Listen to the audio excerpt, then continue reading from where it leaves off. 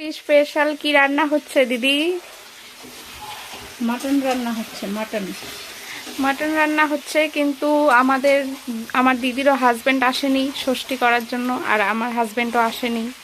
আমার দিদির হাজবেন্ড তো থাকে সিঙ্গাপুরে, এত দূর থেকে তো আর আসতে পারবে না ষষ্ঠীর জন্য, আর আমার হাজবেন্ড তাও আসেনি ষষ্ঠী করতে। এর আগের বার এসেছিল, এবার আর আসবে না।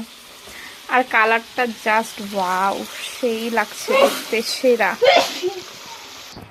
আর এইখানে আমার এই যে ছোট্ট পাপা ঘুমাচ্ছে, আর ওইদিকে ওর মা রান্না করছে। কালারটা দেখো, সেরা সেরা, হা হা হা, এখনই জিভে জল চলে আসছে মাংসর কালারটা দেখে। ষষ্ঠী স্পেশাল আমাদের বাড়িতে শুধু মটন, আর কিচ্ছু না, কারণ কোনো জামাইরা আসেনি ষষ্ঠী করার জন্য, তার জন্য।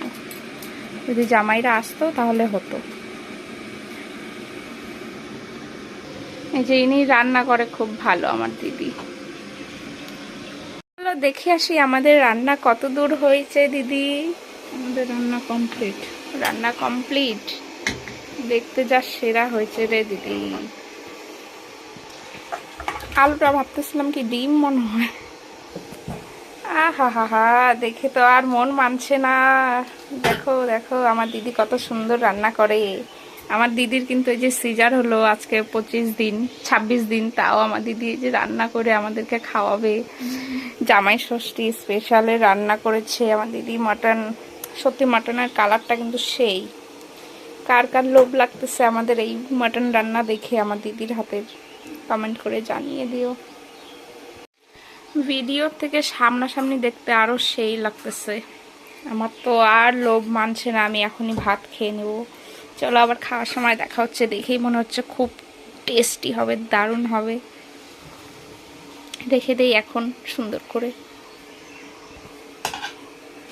আর আমার মা কি রান্না করছে আজকে, আমার মার জন্য এই যে সয়াবিন। আমার মা তো মাংস খায় না, নিরামিষ। আর এখানে আমের চাটনি, আর এখানে আছে ঝিঙ্গা। বসে পড়েছি খেতে, এই যে লাল লাল ঝাল ঝাল মাটন। আর এখানে খাচ্ছি আমি সয়াবিন দিয়ে, তারপরে খাবো এই যে মাটন দিয়ে। জাস্ট লুকটা দেখো কি ভালো লাগে দেখতে। তো এইদিকে সয়াবিনটা কিন্তু ভালো হয়েছে, আমার মা রান্না করছে সয়াবিনটা, এখন খাবো।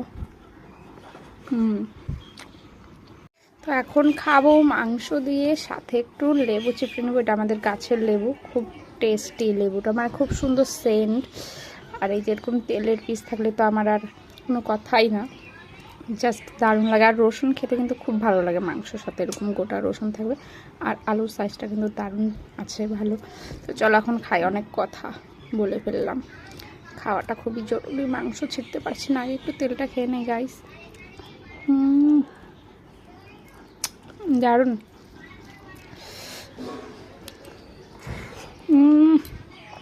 সেরা সেরা।